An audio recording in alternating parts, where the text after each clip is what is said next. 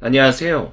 이 땅의 예술에 대한 통합된 그리스도교 관점을 소개하고 나누기 위해 기독교 대한 선교교회 소금빛교회에서 설립하고 후원하는 파이미니스트리 포이에오 연구소 제공 2025-26 아름다움의 중요성 8번째 나눔을 시작합니다.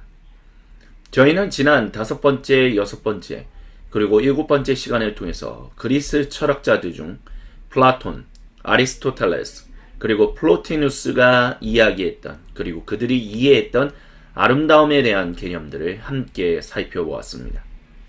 그것을 토대로 결국에는 초대교회, 고대교회가 어떻게 아름다움에 대해서, 예술에 대해서 이야기해왔는지에 대해서 이제 본격적으로 살펴보자 합니다.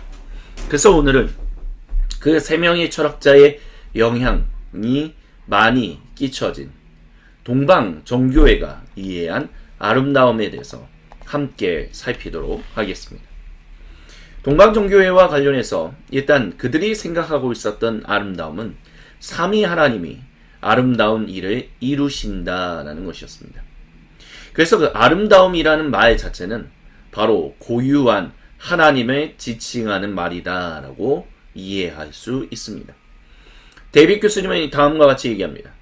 삼위 하나님, 성부, 성자, 그리고 성령께서 세상 안에서 아름다운 일을 이루시는 분이라는 것이다 라는 거죠. 왜냐? 그것은 바로 하나님 자신이 아름다운 분이시기 때문이다 라고 데이빗 교수님이 얘기합니다. 그래서 예를 들어 이런 표현이 있다라고 말합니다. 하나님께서 인류 가운데 계신 것이 곧 아름다움이다 라고 말합니다.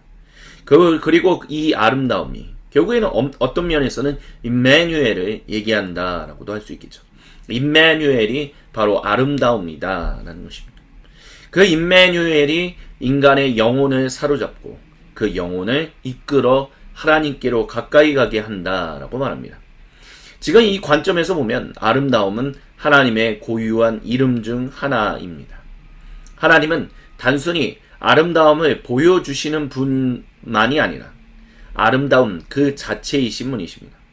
그래서 하나님은 우리가, 즉 사람이 그 아름다움에 참여하도록 허락해 주신다라고 데이빗 교수님은 얘기합니다. 또한 하나님이 아름다우시다라고 얘기할 수 있는 이유는 바로 그리스도를 통해 사람을 구원하시기 때문이다라고 말할 수 있습니다. 사람으로 또한 그 구원을, 주님의 구원을 전하는 일에 참여하도록 이끄시기 때문에, 그래서 사람을 낚는 어부로 삼으시겠다라고 말씀하셨던 그 일이 곧 아름다운 일이며, 그 일을 우리에게 주신 하나님은 아름다운 분이시다라고 얘기할 수 있습니다. 이것에 대해서 대체적으로 얘기했던 사람이 바로 교부 중에 알렉산드리아의 키릴로스입니다. 그는 이렇게 얘기했습니다. 성령님의 소명은 아름다움의 영이 되는 것이다. 곧 형상의 형상이다.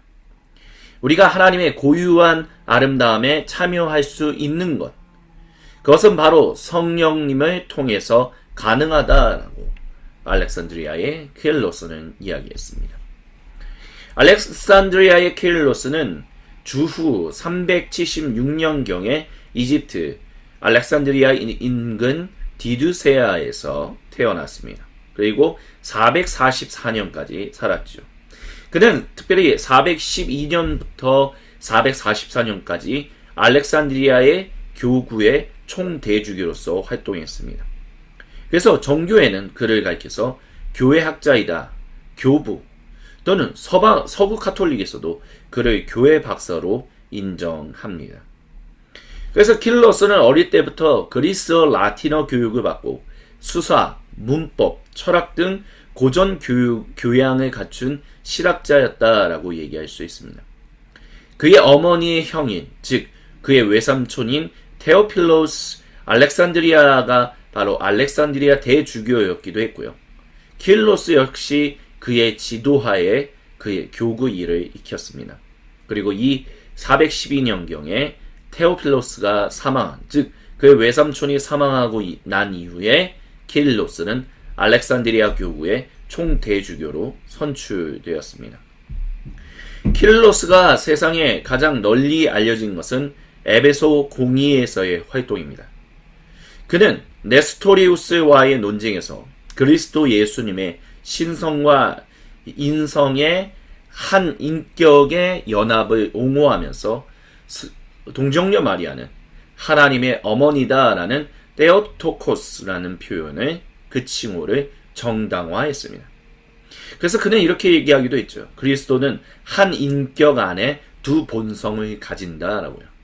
조지신학, 교부신학을 공부하신 분들은 이 말을 특별히 삼위일체론과 관련해서 들어본 적이 있으실 겁니다.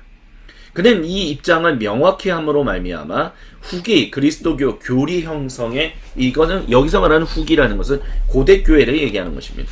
그래서 지대한 영향을 미쳤습니다. 또한 교회와 교군의 이단 사상인 노아시안파와 유대교와 다른 종교와의 잔여 세력과도 강경히 대처했었습니다. 그래서 그는 이와 같이 그리스도의 기독론을 강화시키는 일을 굉장히 중요하게 했다라고 말할 수 있습니다. 그래서 그의 역할이 또한 삼위일체론, 교회의 권위에 대한 것들 등 후기 그리스도교 신학 형성에 큰 기반을 제공했다라고 얘기할 수 있습니다. 그러면 이 사람이 왜 중요하냐라고 했었을 때 예술, 미학, 그리고 교회 미술 측면에서 보면 키릴로스는 알렉산드리아 전통과 후기 고대 교회의 전통, 교부 신학을 이어주는 가교 역할을 하기 때문이다라고 얘기할 수 있습니다. 그래서 이 키릴로스의 관점 속에서 바로 그리스도께서 구원하시기 때문에 임마누엘 그리스도 예수님께서 우리로 그 사람을 낚는 어부가 되게 하시기 때문에 하나님은 아름다우신 분이며 우리는 그 아름다운 일에 참여한다라고 이제 얘기하는 것입니다. 그래서 그리스도의 아름다움, 그 그리스도 안에 신적인 초월성도 그렇기 때문에 거기에서 아름다움이 등장한다라고 말합니다.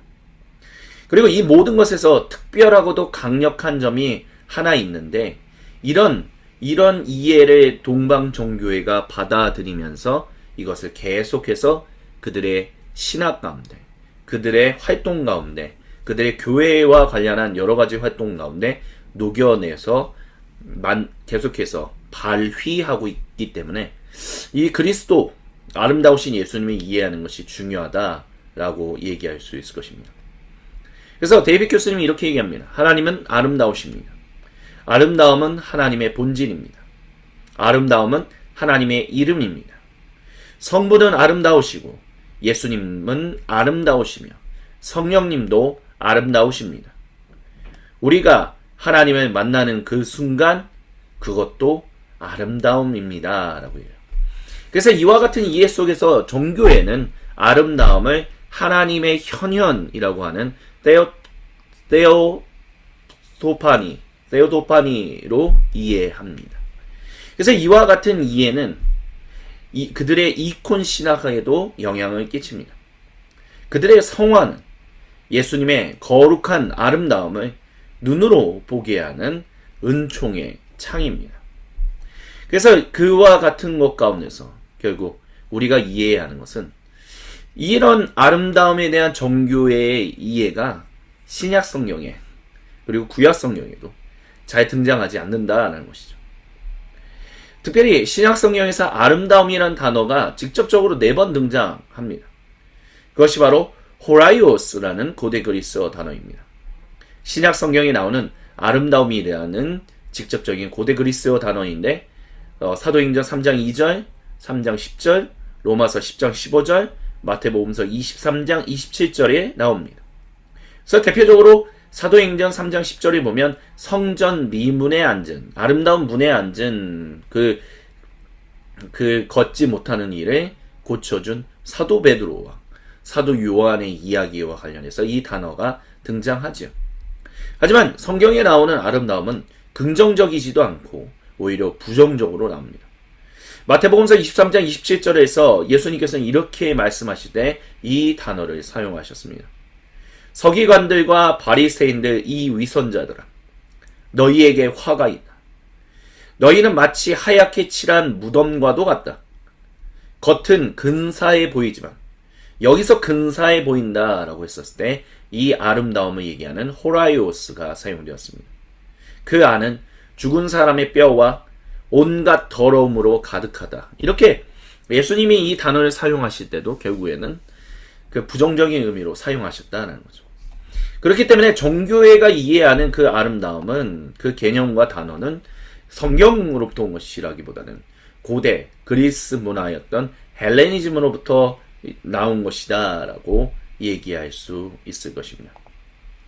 그렇기 때문에 우리가 지난 5번째, 6번째, 그리고 7번째 시간을 통해서 고대 그리스 철학자들이 아름다움에 대해서 어떻게 이해했는가라는 부분들을 살핀 것입니다. 왜냐하면 성경 밖의 언어를 통해서 교부들은 하나님에 대해서 이야기했고 하나님을 이야기했기 때문입니다. 그래서 이 성경 밖의 언어가 하나님을 이해하는 데 있어서, 특별히 아름다움을 이해하는 데 있어서 어떤 도움을 주고 있는지 우리는 살펴볼 필요가 있기 때문에 지난 3번의 시간 동안 고대 그리스 철학자들을 좀 더 심도 깊게 다루었다라고 얘기할 수 있을 것입니다. 그래서 헬레니즘 문화로부터 가져온 하나님 아름다우심에 대한 정교의 통찰은 우리가 다음과 같이 정리할 수 있을 것입니다. 첫 번째는 하나님은 아름다우시다라는 거죠. 지금 이 순간까지 우리가 계속해서 얘기한 것입니다. 하나님은 아름다움의 근원이며 중심이시며 그리고 그것을 끌어당기는 힘이십니다. 이 아름다움은 어떤 예술로도 완전히 표현될 수 없습니다.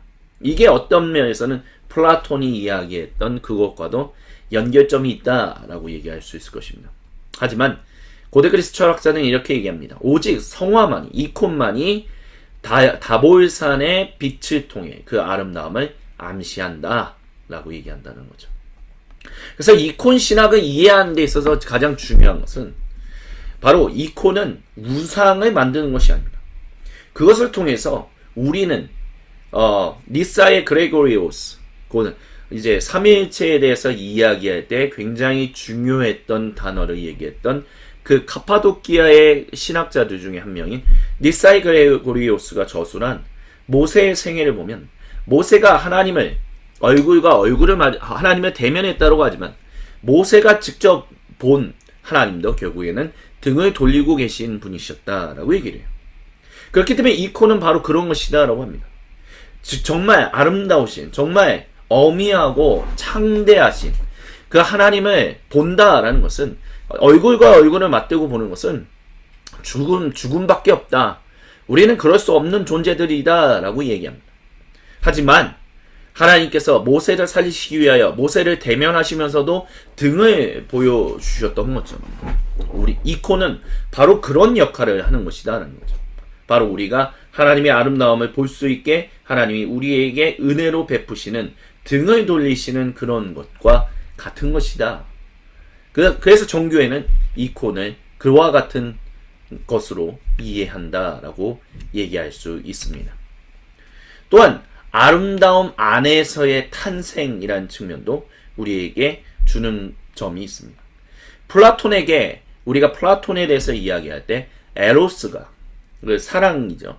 에로스가 아름다움 안에서의 탄생이듯이 종교에서도 신적인 사랑의 능력은 우주를 품고 있으며 혼돈으로부터 질서인 코스모스, 근데 그 질서가 곧 아름다움을 만들어내는 것이었다라고 얘기합니다. 그래서 바로 이 아름다움 안에서의 탄생이야말로 그 종교회가 굉장히, 그리고 사실 카톨릭도 그렇지만 전례가 가지고 있는 말씀의 예전, 성례전, 이 안에 그 전례의 신비 속에서 강하게 강조되며 교부들의 사상을 온전히 우리 안에 스며들게 하는 핵심이다라고 얘기할 수 있습니다. 그래서 혼돈에서 코스모스가 되었을 때 그곳에서 아름다움이 발생한 것이다라고 얘기할 수 있죠. 그래서 데이빗 교수님은 우리가 그것을 그렇게 얘기한다면 질문할 수 있는 것이 하나가 생긴다라고 얘기합니다. 우리가 말하는 그 아름다움이 어떤 종류의 아름다움인가라는 질문이 생긴다라는 거죠. 근데 여기서 우리는 이제 데이빗 교수님은 첫째 날 다루었던 한 개념을 다시 학생들이 떠올려야 한다라고 말합니다. 바로 아름다움은 성경적인 단어인 샬롬과 언어적으로 또 개념적으로 연결되어 있다라고요. 샬롬 그 자체는 바로 성경 그 자체의 언어입니다. 그것은 모든 것이 본래 있어야 할 자리에 있고 모든 것이 서로 바른 관계 속에 있는 세상에 대한 신학적인 표현이다라고 데이빗 교수님은 얘기합니다. 그래서 우리가 보통 아름다움에 대해서 얘기할 때 아름다움은 바로 샬롬과 연관된다라는 얘기들을 교회에서 할 때가 있습니다. 근데 그것은 바로 어떤 종류의 아름다움을 얘기하는 것이냐라고 했었을 때 샬롬을 얘기할 수 있다라고 할 수 있겠죠. 근데 그 아름다움은 결국에는 이 혼돈 속에서 바로 코스모스를 하나님께서 질서를 만드셨을 때 근데 그 아름다움 안에서 세상이 사랑으로 말미암아 탄생되었다라는 것이죠. 그렇기 때문에 아름다움이라는 것은 결국 하나님의 사랑을 표현하는 분명한 단어다라고도 얘기할 수 있을 것입니다. 또한 세 번째로 우리가 아름다움과 관련해서 정교회가 가지고 있었던 그런 중요한 이해는 바로 관상, contemplation이 동방 종교의 신학과 영성의 중심이다라는 것입니다.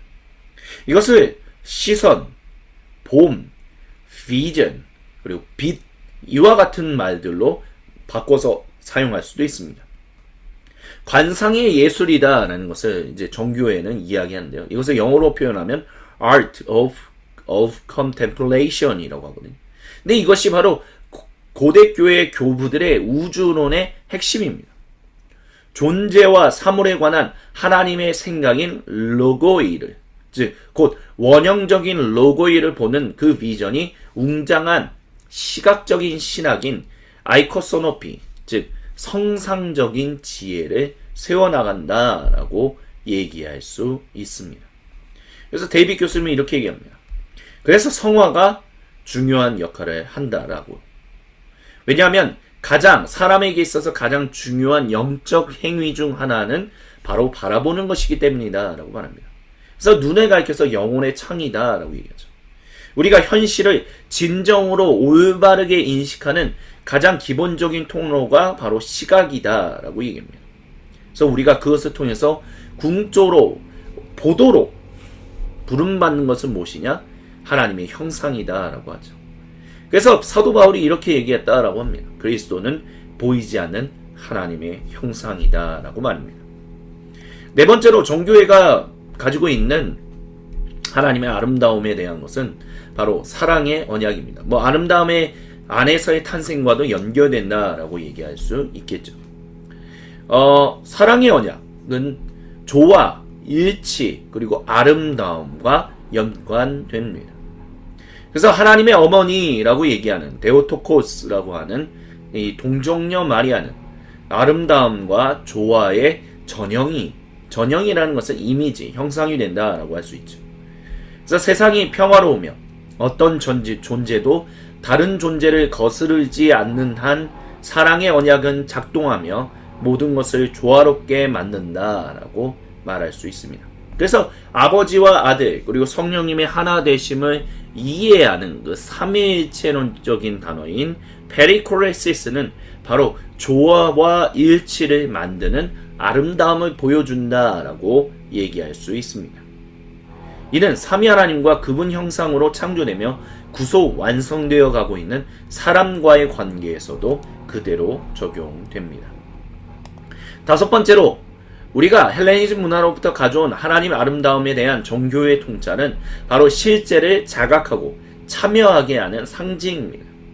상징은 우리가 그것이 가리키는 상징이 가리키는 실제를 온전히 지각하고 참여하게 만드는 통로가 됩니다.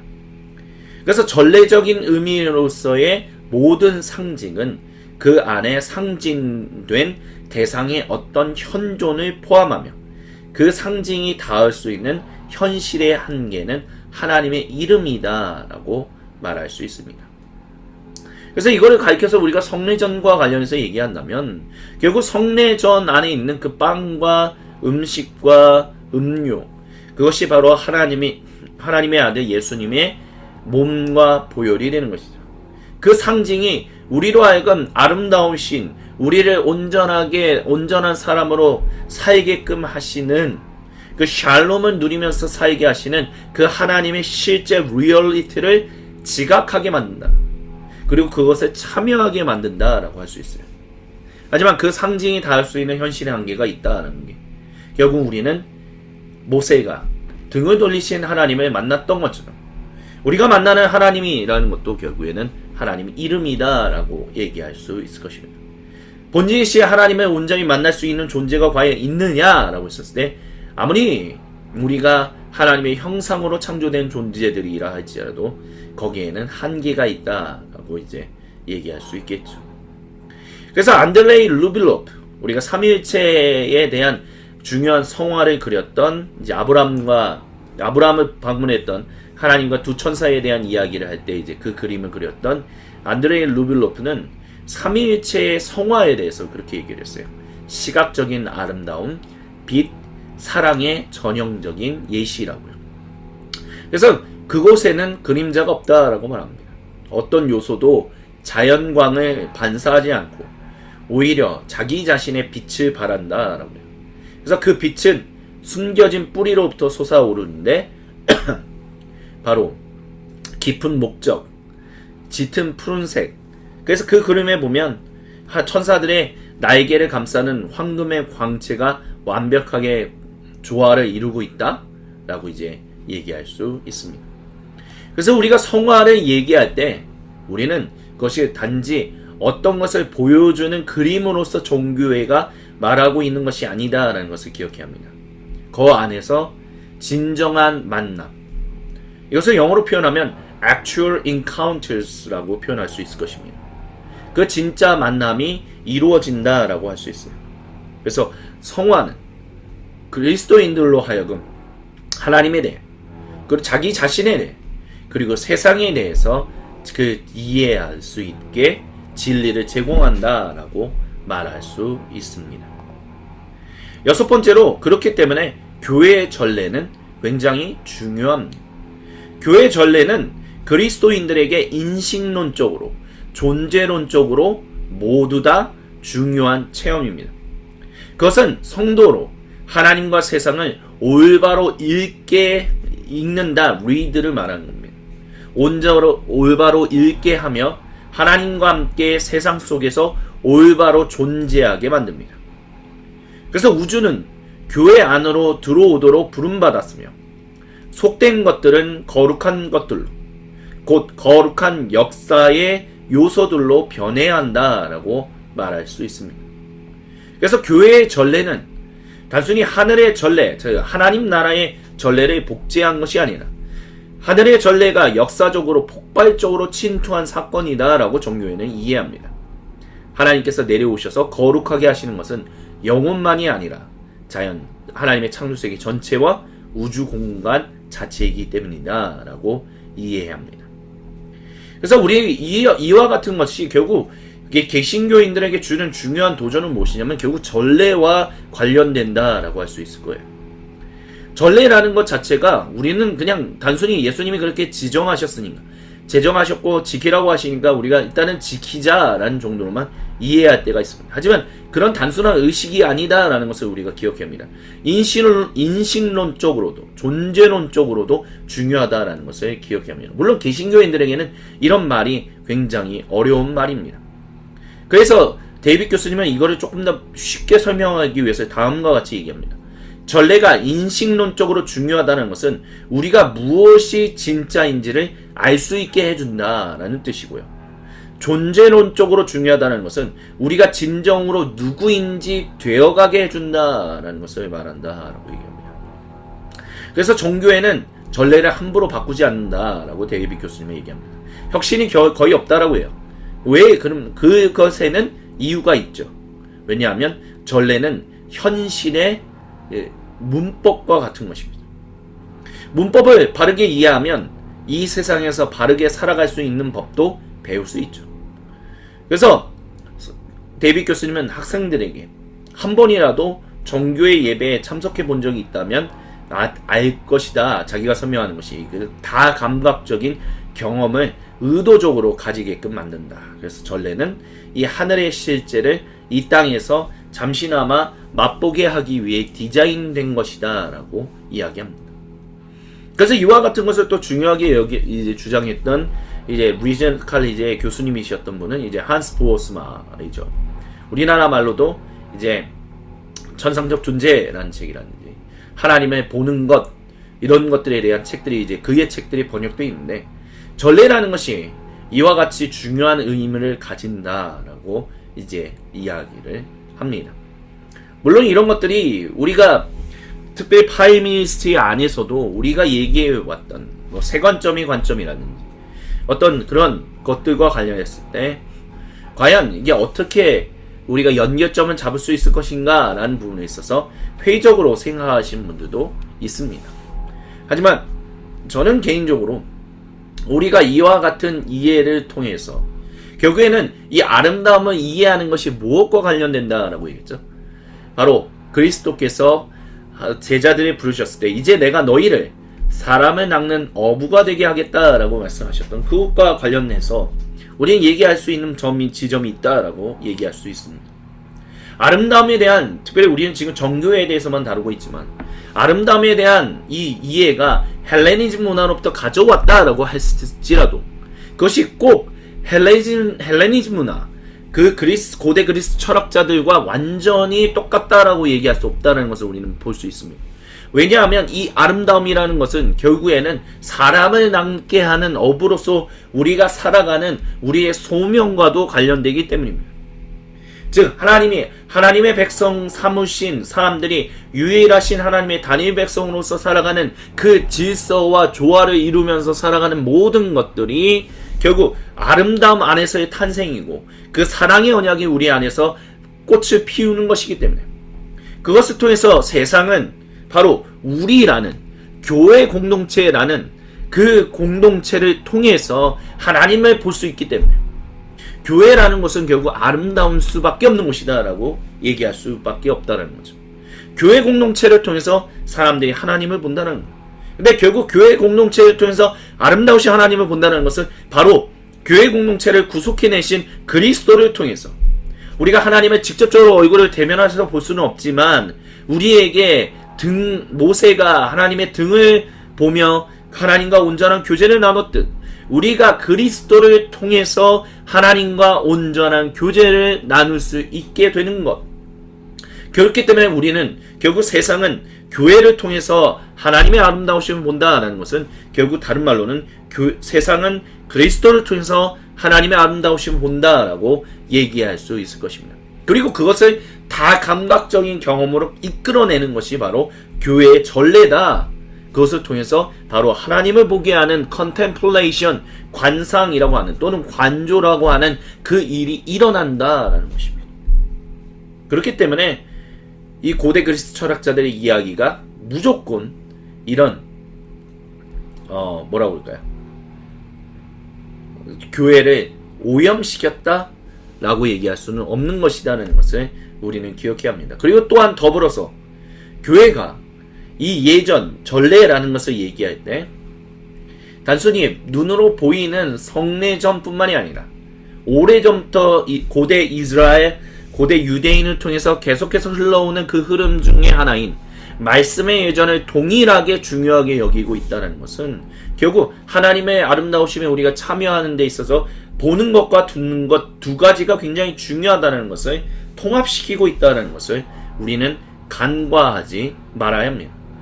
그렇기 때문에 교회는 하나님의 아름다우심을 세상이 보게끔 하는 데 있어서 헬레니즘 문화를 완전히 끌어들임으로 말미암아 고대 유대교, 고대 이스라엘부터 온 그 흐름과 전통을 완전히 버린 것은 아니다라는 것도 우리는 더불어서 명심해야 할 부분이다라고 말씀드릴 수 있겠습니다. 그래서 이런 헬레니즘 문화와 다른 마지막 하나님의 아름다우심에 대한 정교회의 통찰은 바로 물질 세상은 그렇기 때문에 선하고 적절한 통로이며 교제의 매개 수단이 된다라는 것입니다.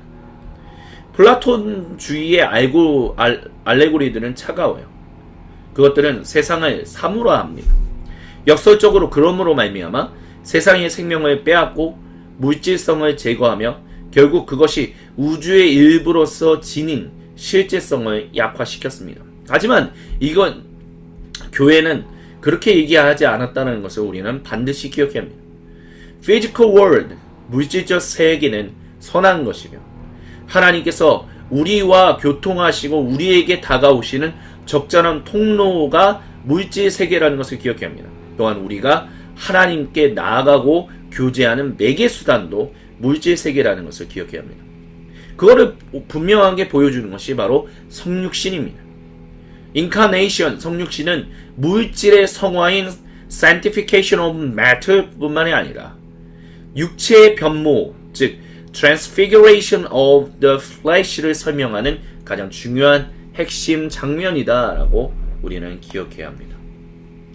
그래서 이와 같은 것들을 통해서 이 방금 전에 우리가 얘기했던 이 알렉산드리의 키릴로스와 더불어서 종교의 다음과 같은 이해들을 완성시킨 사람은 성 요한 다마스커스입니다. 675년부터 749년까지 살았다라고 얘기할 수 있는데 이 사람은 종교의 신학의 체계화를 이룬 사람이며 이콘을 옹호한 사람으로 평가받습니다.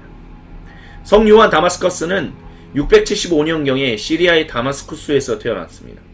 그리스계 그리스도교 명문가로 당시 무슬림 통치하에서 재정을 담당하는 사람이었어요. 부모님이요. 그래서 교육을 아랍, 그리스어 철학, 천문학, 음악, 신학 등 고전 전반을 폭넓게 공부했었습니다. 그리고 수도생활 약 700년경에 팔레스타인 예루살렘 근처의 성사바 수도원에서 은둔 생활을 했고요. 그곳에서 바로 749년경에 사망했었습니다.